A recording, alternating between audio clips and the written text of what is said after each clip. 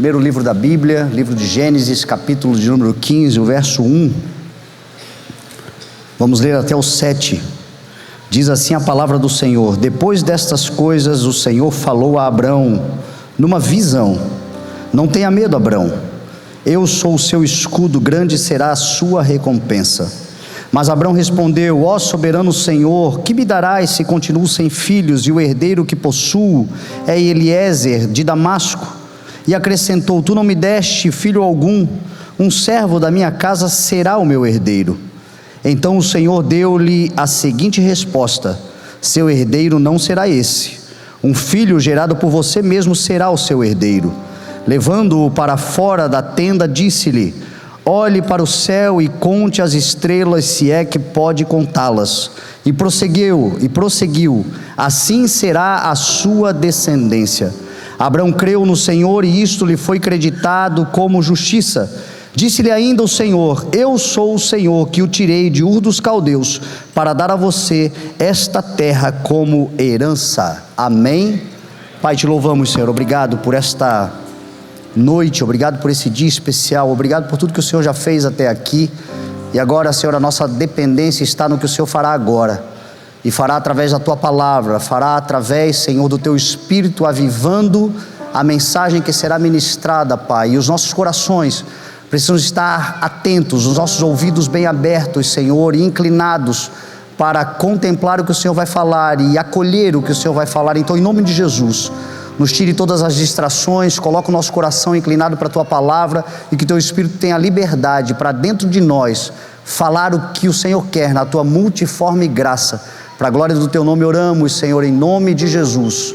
Amém. Graças a Deus. Amém. Eu peço que você preste muita atenção no que eu vou pregar agora, e eu já de antemão falo, será uma mensagem um pouco diferente das habituais, e ela não será uma mensagem espada, comprida, afiada e muitas vezes chata, mas será como um punhal, uma mensagem cortante e mais curta um pouco, todavia profética. Ontem, depois do almoço, eu me deitei para descansar um pouco e logo depois estudar a palavra, como é de hábito aos sábados, para a pregação no domingo. E me deitando, peguei no sono. E pegando no sono, eu tive um sonho. E eu sei que não é um sonho simples, comum. Foi uma visão de Deus. E no sonho nós estávamos numa casa, numa igreja, num templo, vamos dizer assim. E aquele lugar, ele era diferente deste aqui, não era bem este aqui. Mas era um lugar que haviam mais pessoas do que o lugar podia comportar. Estava completamente lotada a casa, o auditório.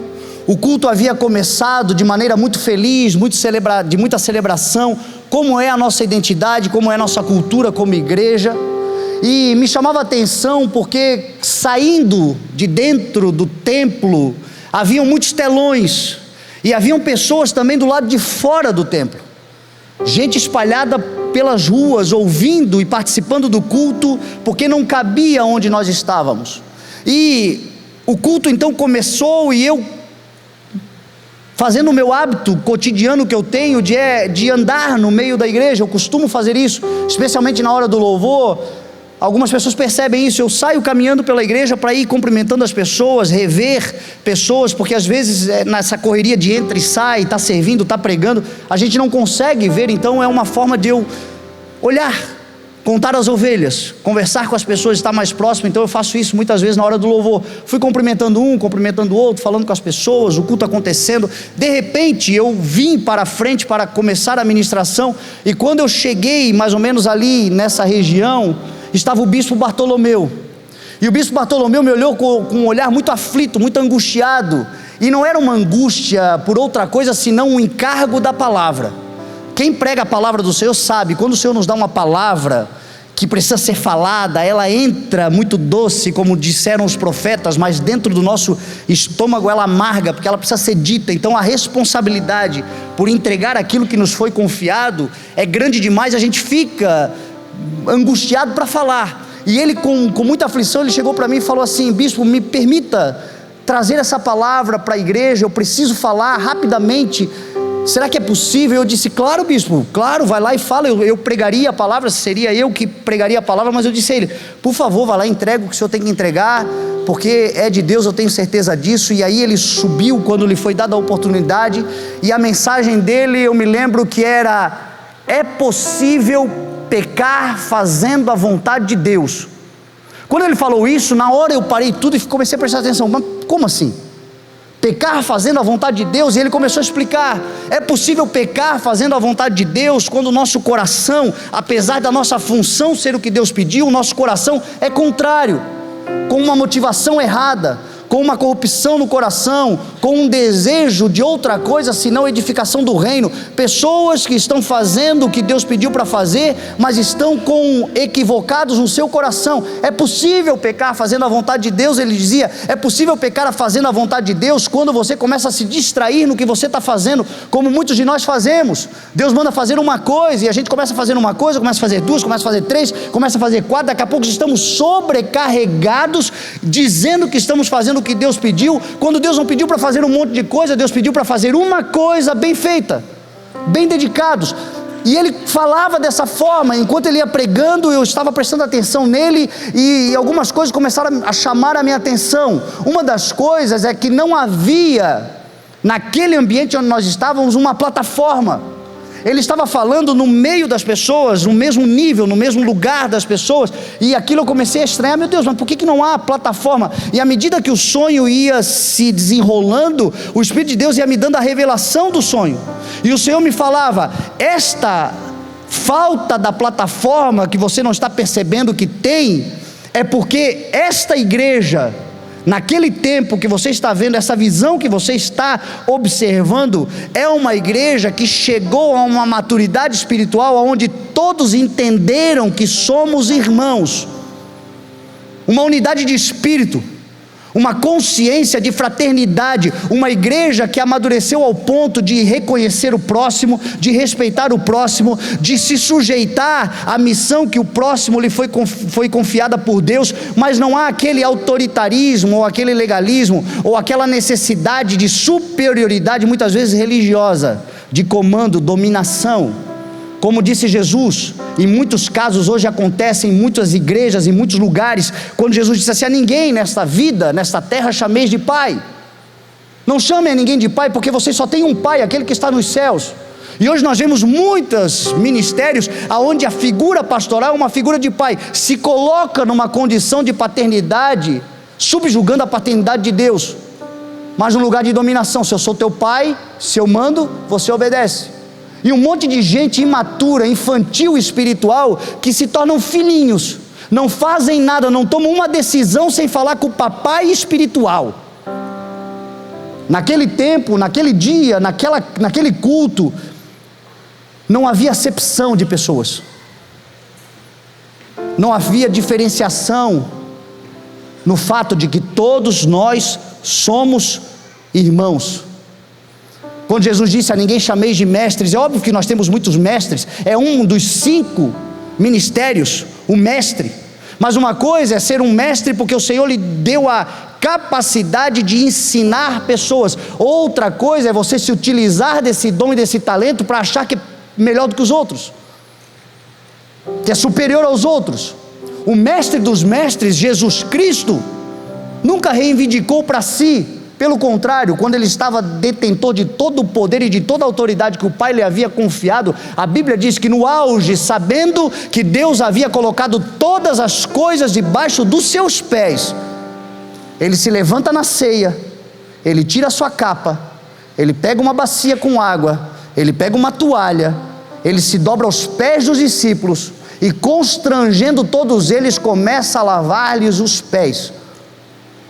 E ele disse: se eu fiz isso por vocês, não esqueçam vocês de fazer igualmente pelos outros. Ou seja, um Senhor que se faz servo, uma autoridade que se coloca no lugar de serviço, uma realização do reino de Deus aonde o maior se faz menor. Outro dia eu vi, eu acho que foi o pastor Júnior Cardoso falando que a necessidade da plataforma é porque quem está na plataforma tem que ser tão pequeno que ele precisa de um lugar mais alto para que as pessoas vejam, e não que ele pense que ele é maior porque está na plataforma. É por isso a necessidade da plataforma. Não estou nessa plataforma porque eu sou superior a ninguém, eu estou nessa plataforma porque eu tenho 1,70 só mesmo. E se eu começar a andar aí no povo, aí no meio do povo, você não me vê. Então é esse lugar que a gente tem que entender. E naquele dia eu via isto no sonho que eu tive ontem. Enquanto o bispo Bartolomeu ia pregando, eu prestando atenção, porque eu fazia aquela autoanálise que eu creio que todos nós temos que fazer. Quando ele começou a pregar sobre errar, pecar, fazendo a vontade de Deus, eu comecei a avaliar o meu coração. Será que eu não estou pecando, fazendo a vontade de Deus? Porque a gente entra num ativismo, anos de ministério, era um lugar mais para o futuro, e talvez a gente se perca. E quantos já se perderam? Começaram a fazer a vontade de Deus, faziam de coração sincero, faziam de coração puro, faziam com uma dedicação genuína, faziam com uma simplicidade de querer fazer para a glória do Senhor, e de repente vai se perdendo, porque o poder do nome de Jesus vai nos empoderando, o poder do nome de Jesus vai nos autorizando, o poder do nome de Jesus vai nos fazendo crescer. E é perigoso ter a síndrome de Lúcifer, quando chegar num lugar grande demais, pensar, eu acho que eu posso ir para além de Deus mesmo, né? Então eu fazia aquela análise, e enquanto eu prestava atenção, de repente ele foi diminuindo cada vez mais, diminuindo cada vez mais, diminuindo cada vez mais, e num piscar de olhos, ele se transformou no Luca, que é o meu filho mais novo, meu filho do meio. E agora era o Luca pregando, a mesma mensagem, a mesma palavra, a continuidade, mas era o Luca falando. E aquilo me chamou a atenção, mas eu não estava entendendo que não era o Luca mais velho, não era o Luca um pastor, era o Luca hoje, era o Luca como ele é, pregando a palavra. E o Espírito Santo me fez entender, isso aqui é uma conciliação, uma conexão, uma simbiose de gerações. Isso aqui são gerações, os pais convertendo o coração dos filhos, e os filhos convertendo os corações dos pais, uma geração onde os mais velhos são necessários, são importantes, uma geração onde a maturidade, a experiência dos mais velhos se une à força e o empreendedorismo do mais jovem, dos mais novos. Entretanto, a mensagem, os marcos antigos não são mudados, mais jovens fazendo o trabalho junto com os mais velhos, mas a mensagem é uma, a palavra é uma, o Senhor é um, é o mesmo Deus, é a mesma palavra, é a mesma direção, todos nessa unidade, desde o menor até o maior, proclamando que o Senhor é Rei. Eu via isso, e o meu coração ia se alegrando, e de repente o bispo Bartolomeu pregando a palavra se passou, começou a ficar emocionado, pregando o evangelho, pregando a palavra, trazendo aquela palavra ela era confrontadora, mas ao mesmo tempo acolhedora, ela era uma palavra de correção, mas a igreja recebia com alegria, e ele foi se emocionando, e começou a se passar. Eu pensei, meu Deus, eu preciso ajudá-lo, vou correr lá porque ele não vai dar conta de terminar, vou ajudá-lo, terminar a mensagem, enfim. E aí eu me lembro que quando eu levantei da onde eu estava, que eu fui para tentar ajudá-lo, passando por trás, assim, não era esse lugar, mas tinha uma coxinha também por trás, eu fui meio que discreto, esperando, se ele se passar um pouco mais eu ajudo, mas quando eu fiz isso eu comecei a me passar também, e eu comecei a me alegrar, e a mensagem começou a me tomar, e eu comecei a chorar junto com ele, e aí eu comecei a ficar preocupado, porque ele também estava ruim, e eu pensei, meu Deus, eu preciso me recompor. E aí eu saí, fui pelo outro lado. Quando eu saí, porque eu abri a porta da coxinha pelo outro lado, que eu abri a porta, eu me deparei com uma outra multidão e um telão. Tinha mais um povo que eu não tinha visto ainda, pelo lado de fora assim, o telão. E aí eu, meu Deus, eu estou chorando, eu estou todo decomposto.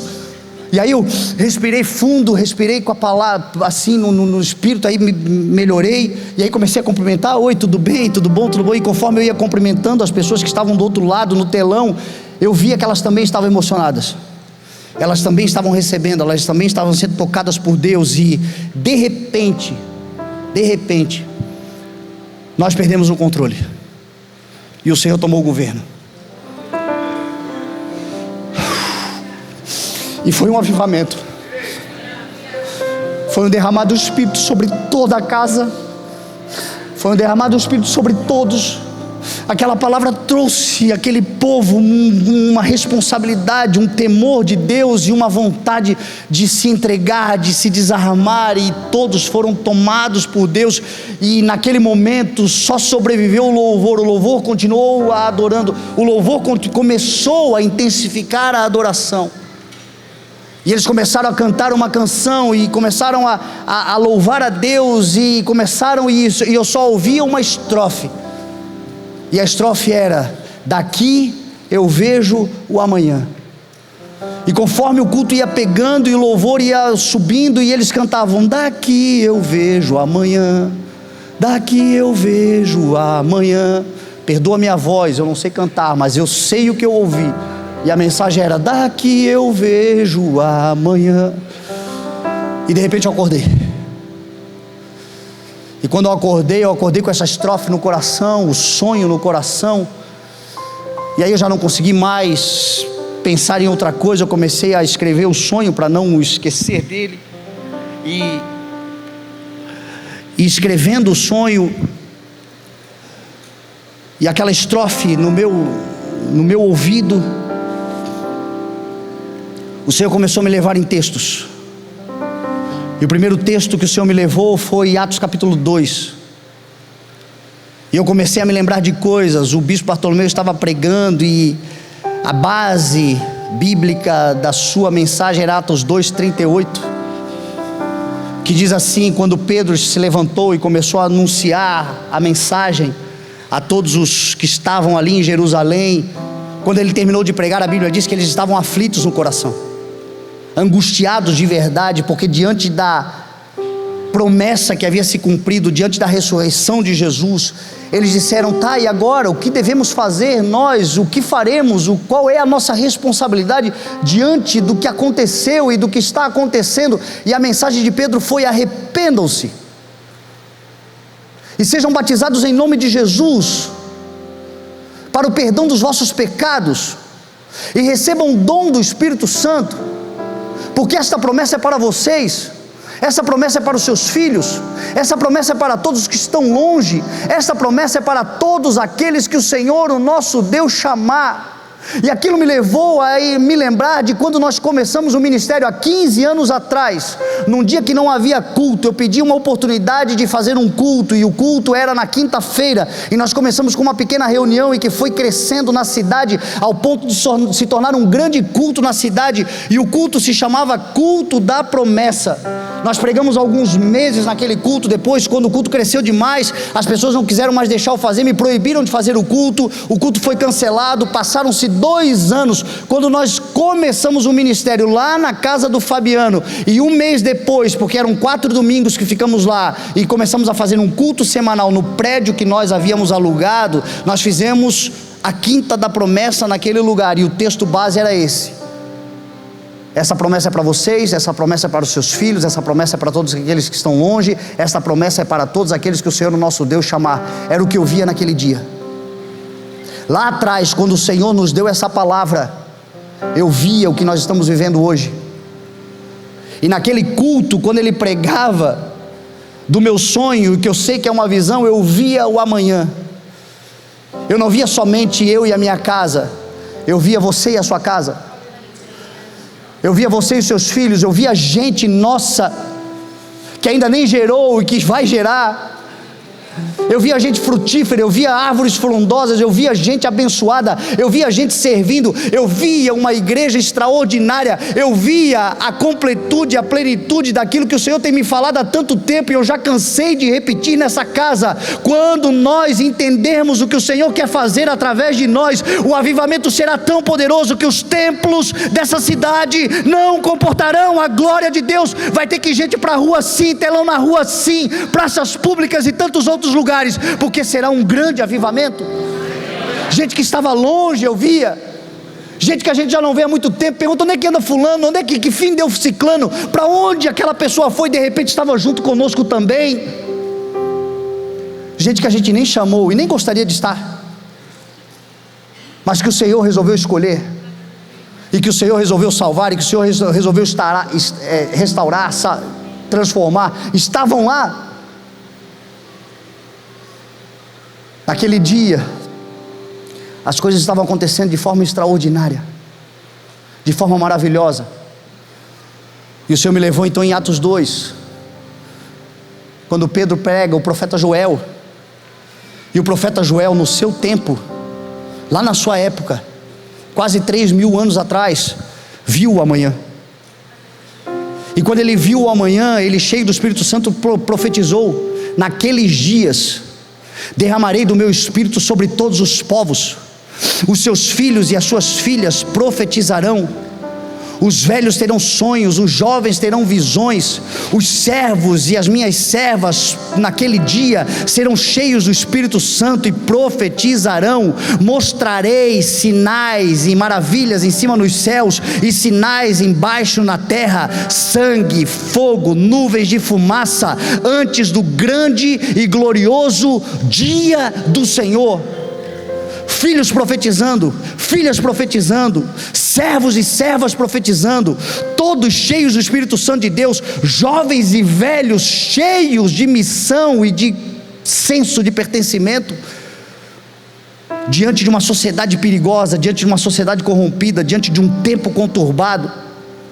Porque o profeta Joel, nos seus dias, viu o amanhã. Ele viu, porque o Senhor não negligencia os fatos, as profecias, aquilo que acontecerá: sangue, fogo, nuvens de fumaça, guerras, rumores de guerras, terremotos, tragédias, o sol em trevas, a lua em sangue, tempos tenebrosos, tempos terríveis. Jesus, em Lucas capítulo 21, disse assim: que quando chegarem os últimos dias, o sol, as estrelas e a lua e os poderes celestes serão abalados. Na terra, os homens estarão em perplexidade e angústia por causa do bramido e agitação dos mares. Jesus disse que os homens naquele tempo desmaiarão de terror diante do que ouvirão que está vindo sobre o mundo. Mas também naqueles dias os céus se abrirão e o Senhor virá com grande poder numa nuvem e glória. O texto ali de Joel diz a mesma coisa: antes do grande e glorioso dia do Senhor, e todo aquele que invocar o nome do Senhor será salvo. O que eu quero dizer para você? Que existe sim um tempo muito difícil vindo pela frente, mas ele só será insuportável para quem não tem a visão de Deus sobre a sua vida. Porque quem vê o amanhã, Jesus disse, e está nele, olhando e contemplando daqui aonde estamos, olhando para o amanhã, o que nós vemos é o seguinte: levantem-se e ergam as vossas cabeças, porque a redenção de vocês está se aproximando.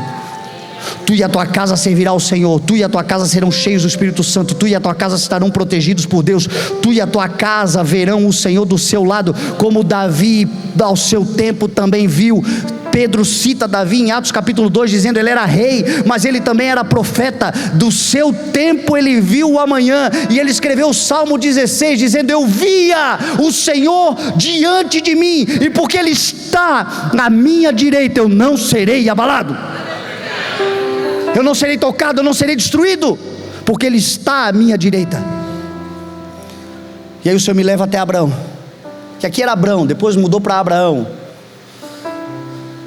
E o Senhor fala com ele dizendo: Abraão, tu estás aí temeroso, tu estás aí angustiado, tu estás aí cheio de ansiedade, tu estás aí cheio de angústia, tu estás aí imaginando coisas. E aqueles que eu chamo não são chamados para viver de imaginação, são chamados para viver com uma visão, é bem diferente. Para de imaginar coisas, porque a imaginação procede da ansiedade. Não ande ansioso por coisa alguma. Lance a tua ansiedade sobre Ele, porque Ele está cuidando de você. Não se preocupe quanto às coisas desse mundo, como disse Jesus. Cuidado para não sobrecarregar o coração de vocês com ansiedade. O que é ansiedade? É o excesso de um futuro imaginativo.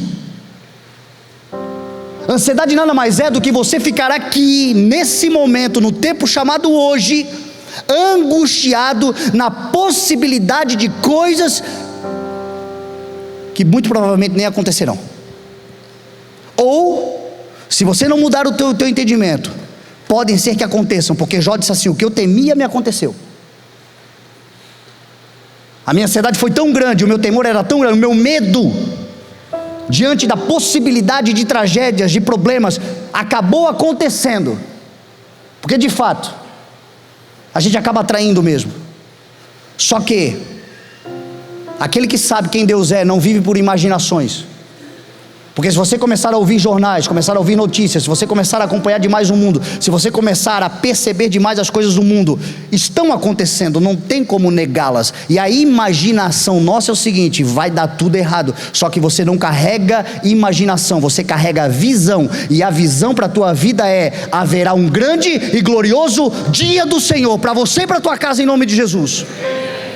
Foi isso que Deus quis dizer para Abraão: Abraão, vem para cá porque eu vou te mostrar uma visão. Eu vou te mostrar o amanhã. Você vai ver o amanhã. Como? Sai de dentro da tua tenda, vem para fora, olha para os céus, porque lá na frente um salmista vai escrever: levanto os meus olhos para o monte, para os céus, para o alto, para além, e me pergunto: de onde me virá o socorro? O meu socorro vem do Senhor, que fez os céus e deu tudo certo lá, e fez a terra e deu tudo certo aqui, e vai fazer a minha história também, porque Ele começou uma boa obra e Ele haverá de completá-la até o dia de Cristo Jesus. Você vive por uma visão. Olha para o céu e conte as estrelas, se você é capaz. Assim será a sua descendência. A tua descendência não é o que você está imaginando, o jeitinho que você quer dar, as coisas que você quer fazer, porque parece que eu estou demorando. Ainda que eu demore, espere, porque certamente eu vou fazer, eu não vou me atrasar.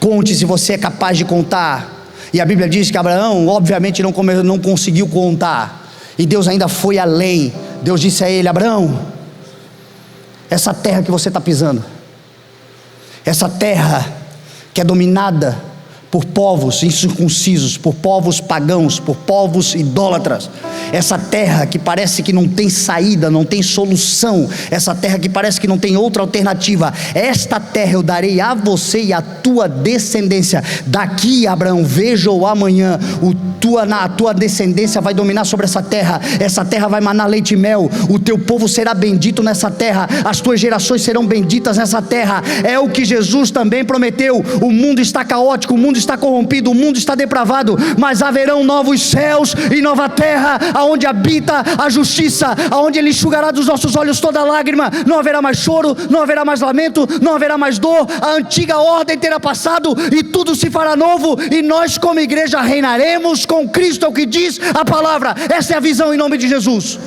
Daqui nós vemos um amanhã de glória, um amanhã de graça, um amanhã de misericórdia, um amanhã de poder, um amanhã de coisas maravilhosas.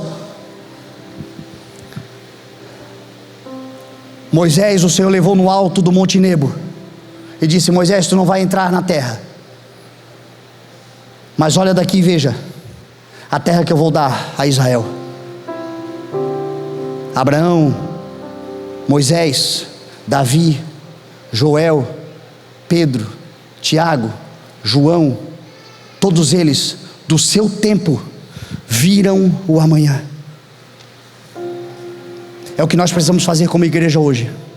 Abra os teus olhos da fé, sai dessa tenda de comodidade paralisante, comodismo paralisante. Sai de dentro dessa tenda e vem para fora. Sai de dentro dessa tenda de medo, de angústia, que te torna incrédulo quanto às promessas. Sai de dentro dessa tenda que limita o tamanho do teu Deus. Deus não cabe nessa tenda, mas se você sair dela, daqui, você verá que Deus é tudo em todos. Sai desse lugar. Hoje é uma mensagem semelhante à mensagem que foi pregada a Lázaro. 4 dias dentro de um túmulo. Jesus chega diante do túmulo e diz: rolem a pedra, tirem a pedra. Mas já faz 4 dias, Senhor, já cheira mal. Tem gente aqui que não se trata mais nem de frieza espiritual, se trata daquilo que o Senhor já fez na sua vida, estar em estado de decomposição. Por tanto tempo negligente, abandonando, seja por culpa, seja por negligência, seja pelo que for, já não é mais nem frio, é apodrecendo. Mas hoje o Senhor diz: ouça a voz do Espírito. Lázaro, vem para fora, e daqui veja o teu amanhã. Daqui veja a glória de Deus, daqui veja o poder de Deus, daqui veja as grandezas de Deus, daqui veja o que o Senhor vai fazer na tua casa, na tua família, nos teus, em nome de Jesus. Eu sei que o que o Senhor me deu foi uma visão, e essa visão foi marcada principalmente pela canção, porque quando eu recebi a palavra, Eu acordei com a estrofe: daqui eu vejo amanhã. E eu de imediato pensei, deve ser algum subconsciente de alguma coisa que eu já ouvi, e deve ter alguém cantando, porque isso pode acontecer, a gente sonha com coisas que a gente já viu. E aí eu comecei a procurar, não achava, liguei para a Anaísa, disse: Anaísa, tem alguma canção, tem alguma coisa que foi escrita, alguma coisa que diz, daqui eu vejo amanhã? Ela disse: bispo, assim de cara eu não sei, mas eu vou procurar. E ela começou a procurar, e procurou em tudo que podia imaginar, ligou para todo mundo do louvor, a galera do louvor, deu até um chat GPT, que hoje em dia a inteligência artificial sabe tudo. Não tinha absolutamente nada, nem com a frase, daqui eu vejo amanhã. Eu disse a ela: então foi o Senhor que nos deu uma canção, o Senhor me deu a estrofe, sentem-se e escrevam.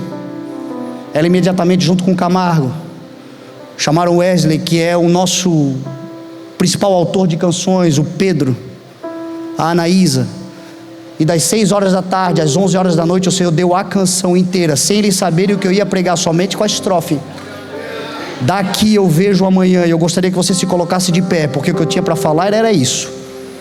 E abra o teu coração, porque isto é profético, está sendo sinalizado um tempo extraordinário daqui para frente.